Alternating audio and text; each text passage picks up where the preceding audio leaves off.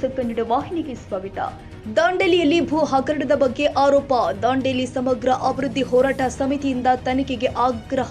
ಕಾರವಾರದಲ್ಲಿ ದಾಂಡೇಲಿ ಸಮಗ್ರ ಅಭಿವೃದ್ಧಿ ಹೋರಾಟ ಸಮಿತಿಯ ಅಧ್ಯಕ್ಷ ಅಕ್ರಮ್ ಖಾನ್ ಮಾತನಾಡಿದರು. ದಾಂಡೇಲಿ ನಗರಸಭೆ ವ್ಯಾಪ್ತಿಯ ಬೆಲೆ ಬಾಳುವ ಖಾಲಿ ನಿವೇಶನವನ್ನು ಅಕ್ರಮವಾಗಿ ಖಾಸಗಿ ವ್ಯಕ್ತಿಗಳಿಗೆ ಕೊಟ್ಟರೂ ಪ್ರಯೋಗ ಮಾಡಿಕೊಳ್ಳಲಾಗಿದೆ ಎಂದು ದಾಂಡೇಲಿ ಸಮಗ್ರ ಅಭಿವೃದ್ಧಿ ಹೋರಾಟ ಸಮಿತಿಯ ಅಧ್ಯಕ್ಷ ಅಕ್ರಮ್ ಖಾನ್ ಆರೋಪಿಸಿದ್ದಾರೆ. ಗುರುವಾರ ಸುದ್ದಿಗೋಷ್ಠಿಯಲ್ಲಿ ದಾಖಲೆ ಬಿಡುಗಡೆ ಮಾಡಿ ಮಾತನಾಡಿದರು. ದುರ್ಬಳಕೆಯಾಗಿರುವ ನಿವೇಶನದಲ್ಲಿ ಕನ್ನಡ ಸಾಹಿತ್ಯ ಪರಿಷತ್ ಜಿಲ್ಲಾ ಘಟಕದ ಅಧ್ಯಕ್ಷ ಬಿಎನ್ ವಾಸರೆ ಅವರು ಕೂಡ ತಮ್ಮ ಪತ್ನಿಯ ಹೆಸರಿಗೆ ಒಂದು ನಿವೇಶನ ಪಡೆದುಕೊಂಡಿದ್ದು, ಅವರು ತಕ್ಷಣ ಅಧ್ಯಕ್ಷ ಹುದ್ದೆಗೆ ರಾಜೀನಾಮೆ ನೀಡಬೇಕು ಅಂತ ಆಗ್ರಹಿಸಿದರು. ಅಲ್ಲದೆ ದಾಂಡೇಲಿ ಭೂ ಅಕ್ರಮದ ಬಗ್ಗೆ ತನಿಖೆ ನಡೆಸಬೇಕು ಅಂತ ಸರ್ಕಾರವನ್ನು ಒತ್ತಾಯಿಸಿದ್ದಾರೆ. ನಗರಸಭೆಯ 200 ಎಕರೆ ಪ್ರದೇಶದ 792 ನಿವೇಶನಗಳನ್ನು 1967ರಿಂದ 99 ವರ್ಷದ ಅವಧಿಗೆ ಲೀಸ್ ನೀಡಲಾಗಿತ್ತು. ಆ ಪೈಕಿ 745 ನಿವೇಶನಗಳು ಬಳಕೆಯಲ್ಲಿದೆ. ಅದರಲ್ಲಿ ಖಾಲಿ ಇರುವ ನಿವೇಶನಗಳನ್ನು ನಗರಸಭೆ ವಶಕ್ಕೆ ಪಡೆದು ಬಹಿರಂಗ ಹರಾಜಿನಲ್ಲಿ ಮಾರಾಟ ಮಾಡಲು ಸರ್ಕಾರ ಸೂಚನೆ ಕೊಟ್ಟಿತ್ತು. ಆದರೆ ನಗರಸಭೆಯಿಂದ ಬೆಲೆ ಬಾಳುವ ನಿವೇಶನಗಳನ್ನು ಆಶ್ರಯ ಯೋಜನೆಯ ಹೆಸರಲ್ಲಿ ಪ್ರಭಾವಿಗಳಿಗೆ ಕೊಡಲಾಗಿದೆ ಎಂದು ಆರೋಪಿಸಿದರು. ಆಶ್ರಯ ಯೋಜನೆಯಲ್ಲಿ ಪಡೆದ ಜಾಗವನ್ನು ಕನಿಷ್ಠ 15 ವರ್ಷಗಳು ಯಾರಿಗೂ ಮಾರದಂತೆ ಇಲ್ಲ, ಬಡವರಿಗೆ ಮಾತ್ರ ಈ ಜಾಗ ಮೀಸಲು. 2015ರಲ್ಲಿ ಆಶ್ರಯ ಯೋಜನೆಯಲ್ಲಿ ನಿವೇಶನ ಪಡೆದ ವೆಂಕಟೇಶ ಸುಬ್ಬಯ್ಯ ಎನ್ನುವವರಿಗೆ ಆಗಿನ ಪೌರಾಯುಕ್ತ ಆರ್.ವಿ. ಜತ್ತಣ್ಣ ಅವರು 3/1/2019ರಲ್ಲಿ ಕ್ರಯಪತ್ರ ಮಾಡಿಕೊಟ್ಟಿದ್ದಾರೆ. ಉಪ ನೋಂದಣಿ ಅಧಿಕಾರಿ ನೋಂದಣಿ ಮಾಡಿಕೊಟ್ಟಿದ್ದಾರೆ ಎಂದಿದ್ದಾರೆ. ಅದಾದ 4 ದಿನದಲ್ಲಿ 7/1/2019ರಂದು ಅದೇ ಜಮೀನು 1.95 ಲಕ್ಷ ರೂಪಾಯಿ ಮೌಲ್ಯ ತೋರಿಸಿ ಈಗಿನ ಸಾಹಿತ್ಯ ಪರಿಷತ್ ಜಿಲ್ಲಾ ಘಟಕದ ಅಧ್ಯಕ್ಷ ಬಿಎನ್ ವಾಸರೆ ಅವರ ಪತ್ನಿ ಜಲಜಾಕ್ಷಿ ನಾಯಕ್ ಅವರ ಹೆಸರಿಗೆ ನೋಂದಣಿಯಾಗಿದೆ. ಅದಾದ ಸ್ವಲ್ಪ ದಿನದಲ್ಲಿ ಯಲ್ಲಾಪುರ ಸೌಹಾರ್ದ ಬ್ಯಾಂಕ್ ಒಂದರಿಂದ ಆ ಜಮೀನಿನ ಮೇಲೆ 15.99 ಲಕ್ಷ ರೂಪಾಯಿ ಸಾಲ ತೆಗೆಯಲಾಗಿದೆ. ಅದರಲ್ಲಿ ಅಕ್ರಮ ನಡೆದಿರುವುದು ಸ್ಪಷ್ಟವಾಗಿದೆ ಎಂದು ತೋರಿದ್ದಾರೆ. ಇತರ ನಿವೇಶನಗಳು ಇದೇ ರೀತಿ ದುರ್ಬಳಕೆ ಆಗಿದೆ ಎಂದು ಆರೋಪಿಸಿದ ಅವರು ದಾಂಡೇಲಿ ಭೂ ಹಗರಣದ ಬಗ್ಗೆ ಸರಿಯಾಗಿ ತನಿಖೆ ಮಾಡಬೇಕು ಅಂತ ಒತ್ತಾಯಿಸಿದರು. ಒಂದು ಸಣ್ಣ ಪೇಟೆ ಅಂಗಡಿ ಇಟ್ಟರೆ ಪೊಲೀಸರು, ಆಮೇಲೆ ತಹಸೀಲ್ದಾರ್, ನಗರಸಭೆ ಎಲ್ಲ ರಿಪೋರ್ಟರ್ ಸಹ ಹೋಗಿ ಎಲ್ಲ ವಿಡಿಯೋ ಮಾಡಿ ಕಿತ್ಕೊಂಡಿದ್ದಾರೆ.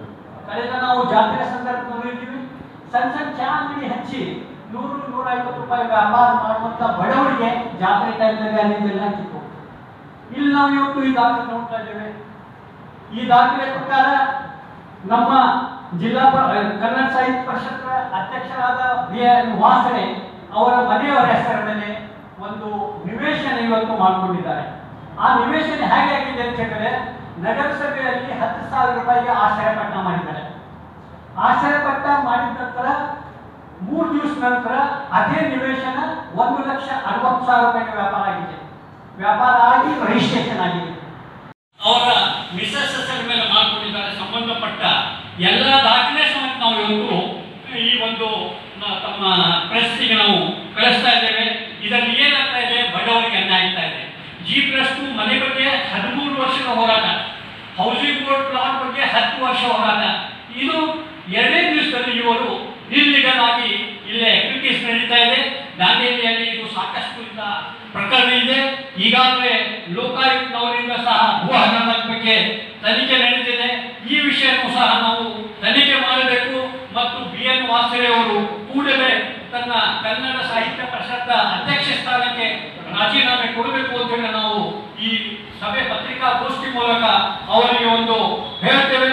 ಅದು ಇಲ್ಲದಿದ್ದರೆ ಕಾನೂನಿನ ಚಳವಳಿ ನಾವು ಸಹ ನಡೆಸ್ತೇವೆ ಅಂತ ಹೇಳಿ ನನ್ನ 2 ಮಾತುಗಳನ್ನು ಮುಗಿಸ್ತಾ ಇದ್ದೇನೆ. ಮತ್ತು 47 ನಿವೇಶನಗಳನ್ನ ಅವನು ತೆಗೆದುಕೊಂಡು ಹರಾಜು ಮಾಡಬೇಕು. ಅವು ಬೆಲೆ ಬಾಳುವಂತ ಒಂದು ನಿವೇಶನಗಳಿದಾವೆ. ಅವು ಇನ್ನಷ್ಟು ಅತಿಕ್ರಮಣದ ಆಗಬಾರದು ಅನ್ನೋ ಒಂದು ಉದ್ದೇಶದಿಂದ ನಾವು ಇವತ್ತಿನ ದಿವಸ ನಾವು ದಾಂಡೇಲಿ ಸಮಗ್ರ ಅಭಿವೃದ್ಧಿ ಹೋರಾಟ ಸಮಿತಿಗೆ ನಮಗೆ ಸಾಕಷ್ಟು ಈ ವಿಷಯ ಕುರಿತು ಆಗ್ತಕ್ಕಂಥ ಸರ್ಕಾರಿ ಅಧಿಕಾರಿಗಳ ಮುಂದೆ ನಿಂತುಕೊಂಡು ಏನು ಈ ರೀತಿ ಒಳಗ ದಸ್ತಾವೇಜುಗಳನ್ನ ಮಾಡಿಕೊಡ್ತಾ ಇದ್ದಾರೆ. ಯಾರು ಅದನ್ನ ಸರಿಪಡಿಸಬೇಕಾಗಿದ್ದ ವ್ಯಕ್ತಿಗಳೇ ಅದ್ರ ಬಗ್ಗೆ.